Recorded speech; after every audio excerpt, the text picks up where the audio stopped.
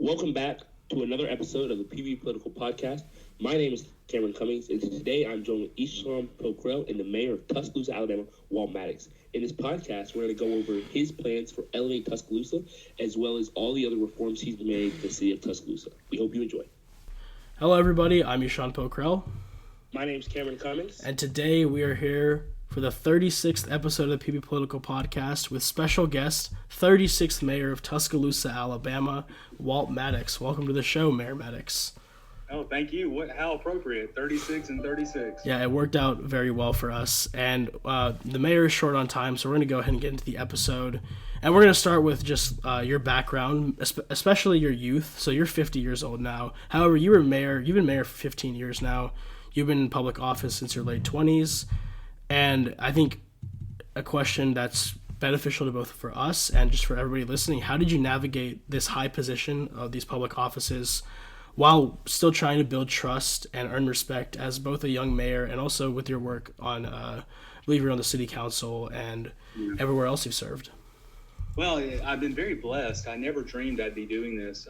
I never, 30 years ago when I was in college, I would never have said I'm going to be mayor of Tuscaloosa and it's going to turn into something that's going to be a life's work or feels like that way in a very good, positive way. My background's administration and my master's in public administration. And so the city, the mayor in Tuscaloosa is also the city manager. And so when Mayor DuPont, I was on the city council at the time, when he decided to retire, I was 32 years old, decided to take a shot at it and won. And I think I was 32 or 33 by the time I was sworn in late October of 2005. And so here I am. And so navigating it all has actually been quite easy.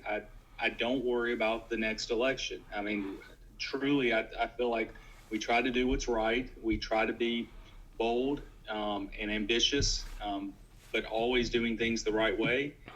I'm very proud that in 17 years, not one scandal, not one ethics complaint.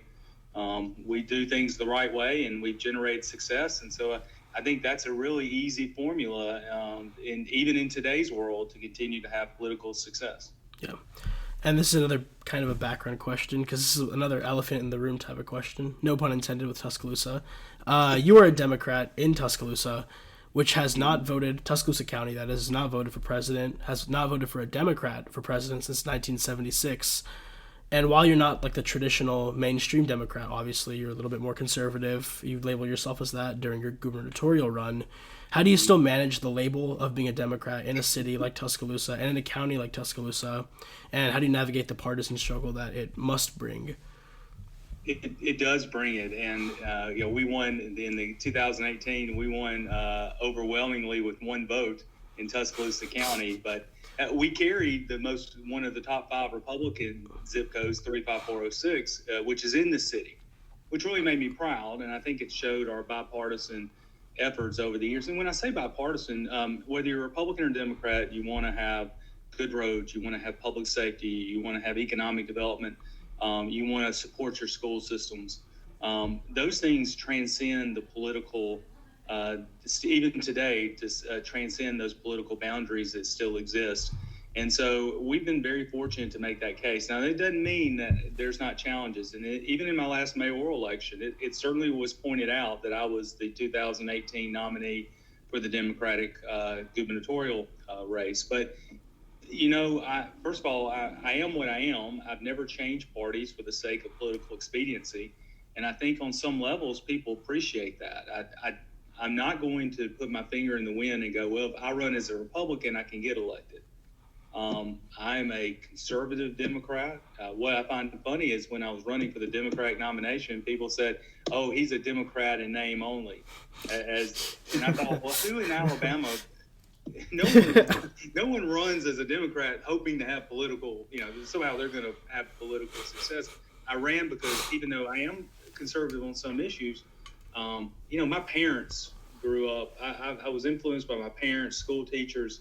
I still believe that the Democrat Party represented the best opportunity for hope and progress, whether it was Medicaid expansion, whether it was pre-K, whether it was a Hope Scholarship.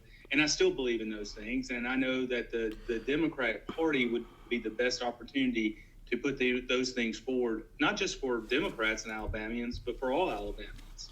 And one more thing about that, how have you, like, locally, how have you, like, been able to hone your skill with, like, working across the aisle just to get things done? Well, we're nonpartisan, so fortunately we don't have that, but it still exists. I mean, people that try to say it doesn't, it does. But success, I think when people see, number one is we're a AAA rated city, strong reserves, and we're successful. And those things people can see with their own eyes, and they don't have to watch a network news channel of their choice to get some sort of idea of what's going on. They can drive Tuscaloosa and see the success we've had. And another advantage I get is people just get to know me. I mean, Tuscaloosa is still a big, small town. I mean, we're a town of 103,000, but I was born and raised here, and so many people know me, and they know my heart. And frankly, there's always going to be maybe 20% that will never vote for me just because I ran as a Democrat in 2018. But most voters are going to evaluate me in a mayor's race, not necessarily in a governor's race, but in a mayor's race where there's not straight ticket voting. They're going to evaluate me on the merits of the job that I've done, and I can't ask for anything more than that. And let's pivot to policy here. Cam, can you start us off, please? Yeah. So one of the major, I guess one of your bigger things you've done is Elevate Tuscaloosa, which obviously we have some notes here, but we're going to let you talk a little bit more about it.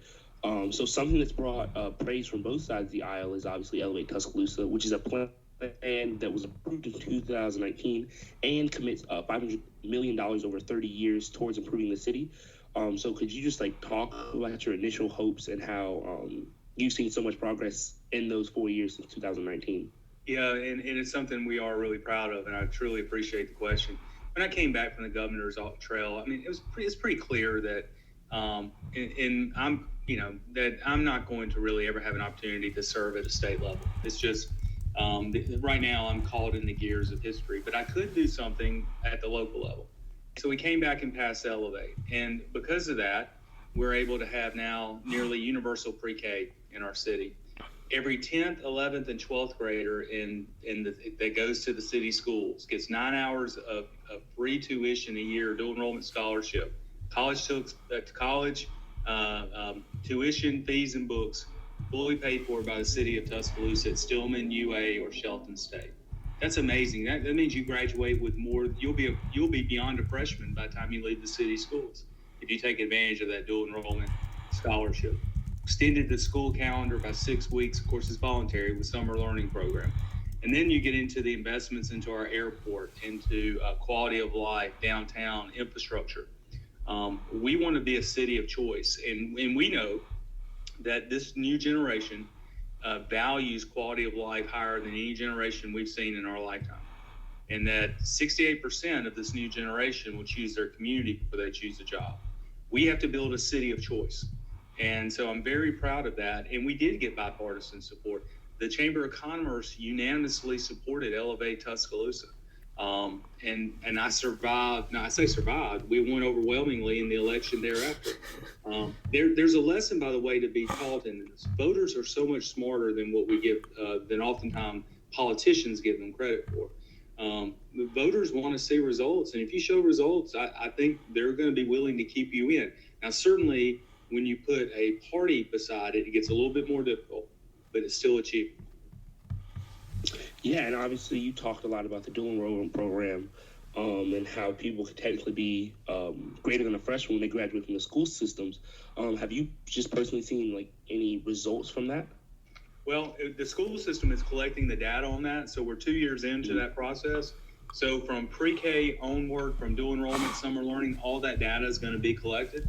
And so my goal is to be able to share that with the people of Tuscaloosa. We do know from nationwide studies that 80+% of people that are students who go through dual enrollment programs, they end up getting either their 4-year degree or their 2-year degree or certification in a job skill. So we know if we can get that young person on that campus, whether it's Shelton, Stillman, or UA, they're going to find success. Here's the other really cool thing. Shelton State said, hey, we love this program so much. If you take 9 hours at Shelton State during your 10th through 12th grade year, we'll give you another 9 hours for free. And that's amazing. And for me, I've never had more fun being mayor. As much as I wanted to serve our state as governor, and I did, and we worked tremendously hard to do that. That's not going to be in my card. So why not do something here in my hometown? And I'm having a lot of fun doing that. It's a great way to give back to my community, and hopefully we'll leave it much better than when we found it. Yeah, I actually really liked when I was when I met you a couple weeks ago. You were talking about that, and also when I was reading up on this is a really interesting idea. We're both from Huntsville. I don't think we have anything like this, and we have a huge student population too. So I think it's something that could definitely be seen. I'm sure like some Democratic cities, like bigger cities, have it, but I'm sure this is like an interesting pilot that you guys are running down here in Tuscaloosa for like a smaller. A big small city, as you said, right? A big small city. Yeah, big small city. We don't know of any other city in the United States that's doing. And there may be, by the way, but we don't know. We certainly know of no other in Alabama. But right now the biggest challenge in Alabama is by 2026 we'll be short nearly 1 million people in the job force for STEM-related jobs. That's our biggest challenge. It used to be creating jobs was your biggest challenge. That's not your challenge. Your job is finding people to take those jobs. And that's why we as a community need to be a community of choice, so that when we're recruiting, whether it's current businesses to expand or our new ones to our community, we want to say we're getting your workforce ready and they're going to do a fantastic job, and you should come here. Yeah, it's definitely a long-term goal. I think it's actually something that both sides, doesn't matter what party you are, it's something that will be kept under advisement for all types of legislators and leaders across the country. What else? Go ahead. Yeah. All right. So before Eshan jump to the next question, obviously, you picked something that obviously we're from Huntsville. Huntsville doesn't have it. We can say that from personal experience. So obviously, and you did your research on it. You said no other city in the state had it. And I know you said running for state wasn't in the cards for you, but you picked something that's bipartisan. No one's Republican or Democrat are gonna say no to education or bettering the student population of any city. Yeah, and so I think this is props to you. Basically, is what we're saying in the end. Well, it gets back to I think the discussion that we had the other day at the leadership seminar was. There's certainly some deep divides in this country, but sometimes I wonder what we see on all networks, both liberal leaning and conservative leaning. I don't know if it's as deep as they portray it, because my friends here in Tuscaloosa that are more conservative, I have a great relationship with. And so, they may disagree with me on something, but if there's something we have common cause and common ground, we're going to work together. I believe in the idea that America is about the possible. And so I hope that your generation can help reverse that. And I think you guys will, by the way. I think you'll be much better than my generation will be. We're not there yet. And hopefully yours will be a generation that will move us even more forward. Yeah, I hope so. So what else outside of I guess one of the crown jewels of Elevate would be the community college enrollment scholarship system. What else have y'all been working on, either big projects or just little things? Because neither of us live in Tuscaloosa. We've both been, but what have you guys been working on overall outside of education? Well, I do want to add one, and later this week it's going to get a lot more attention, and that's the Sabin Center. The city's investing $55 million. The Sabins personally are investing millions, and they're raising millions upon millions more, and that's to create the best way to describe it is an immersive STEM center that's tied to the Alabama State Course of Study and the STEM Council. They'll integrate our public schools in an immersive experiential STEM environment, and this learning center, which will again incorporate our entire region, is going to be state-of-the-art, first of its kind. Elevate Tuscaloosa is the city's funding behind it. And then to have Coach and Miss Terry champion that. And by the way, they're both school teachers by training, and first-generation college graduates. That to me is another, example of Elevate's promise and commitment to this community. Airport expansion is another keystone. Our airport right now is not maximized to create the resources and opportunities we need. We're extending the runway, new terminal. We want to get more into the cargo logistics and pick up where we can some commercial. We can't be Huntsville. We can't be Birmingham. I mean, we don't have metro areas that large, but we can pick up some. Elevate has invested on our Riverwalk expansions. I would put our Riverwalks against anyone else. New parks, public safety in terms of going out and recruiting the best and brightest into public safety. Trust me, it's important. You don't want to be Memphis or Minneapolis. And it begins with training and recruiting the best and brightest. And so those are some of the trademarks and pillars of Elevate that we're really proud of in Tuscaloosa. And the transparency. You can go to elevatetuscaloosa.com and see how we spend every dime. Yeah. And look, I encourage anyone to go to it and do it. If we're ashamed of it, then we shouldn't spend it. And so we need to put it online, and it never has scared me. If we spend something, I always tell our staff, and this is the old days, by the way, when there used to be newspapers, but if you would be ashamed to see it on the front page of the Tuscaloosa News, don't purchase it. And we'll put again, I love the transparency and accountability of it. Yeah. And we'll I went down a rabbit hole there, but no, you're good. Something very near and dear and special. You're good. And we'll put Elevate's link in the description at the end of the episode. Thank you. Absolutely. So obviously you're in Tuscaloosa with the University of Alabama being within your city. The city of Tuscaloosa has a large student population. So how do you engage with students, and what initiatives do you have in place to ensure that they have a positive experience living and studying in the city of Tuscaloosa? Tell you what, that's a really good question. Probably the best way is my daughter's a student out there, so I have a very inside personal connection. But we have partnerships with the SGA, but this is one we struggle with. Students, and really, I don't know how we solve this problem, but many times I don't think they feel welcomed as a citizen. And we've got to do more to let them understand that once they come and live here, they're not a temporary citizen. They're a citizen, period. And they belong in our community. We want you in our community. The university is a $2 billion annual economic impact on the city of Tuscaloosa. And the students that live here is important. Now, we invest a lot, and we have an unbelievable partnership with the university. But I think student engagement, we don't do a good job of. And so that's something that really we need to do a better job of. The other thing, this is the first time in our council's history, this term, that the council member for District 4, which represents a large portion of the university, is not a student or was just recently a student. So we always had a 22, 23-year-old that was either, just about to graduate that ran and won because the district's primarily students. And I always thought that was great because you really kind of, right there on the city council, you got that kind of insight. We don't have that right now.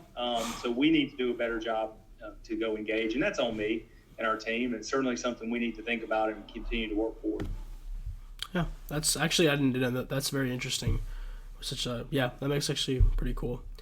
All right. And we know you're short on time, so we'll go ahead and wrap up now. So one thing that I think a lot of people want to know, just you ran in 2018 for governor, obviously didn't work out, but you were definitely around the state of Alabama. You got to meet a lot of people. Who did you meet anybody that you'd find aspiring or inspiring, or anybody in the future that you could tell people to look out for in the future, both for the statewide impact or a citywide that could do good things for the state? It's the greatest professional experience of my life, and losing hurt. And I don't know how any other ways to say it, because you put your heart and soul into something for 18 months. But there was no regrets at the end of the day. And so the most inspiring thing was just the people who volunteered countless hours in 67 counties across our state. We raised a terrific amount of money because of that grassroots effort. We were viable, we fought, we were in there to the end. And so that was inspiring. I think personally, John Lewis holding a fundraiser for me was the highlight of the experience. None of us knew then that he would only have a year and a half, 2 years remaining on this side of heaven. And so, to get to spend just a little bit of time with an extraordinary American hero. And what struck me about it is he was so humble. I mean, here's a guy that literally changed. I mean, we're talking about changed history in our country, and his humbleness struck me, and I will always hold that dear. And so for me, it's really two parts. Number one, the people who just inspired. And let me say this: the people that are 29 employees that took part in the campaign, 7 district offices around the state, who gave their heart and soul.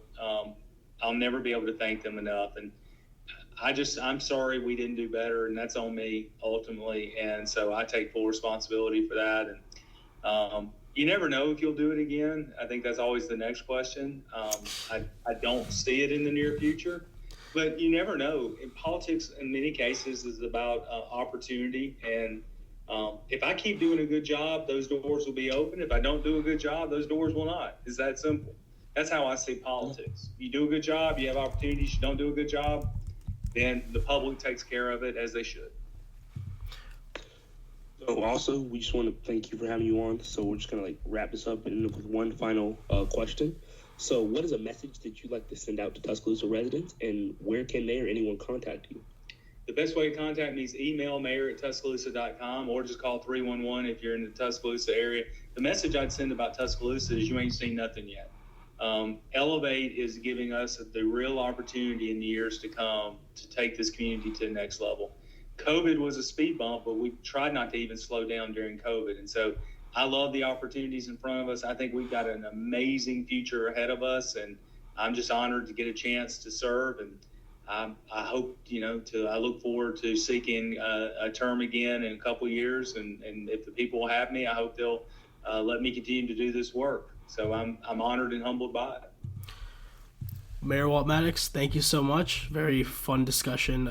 This will be out tomorrow for your own use. But yeah, thank you guys for listening.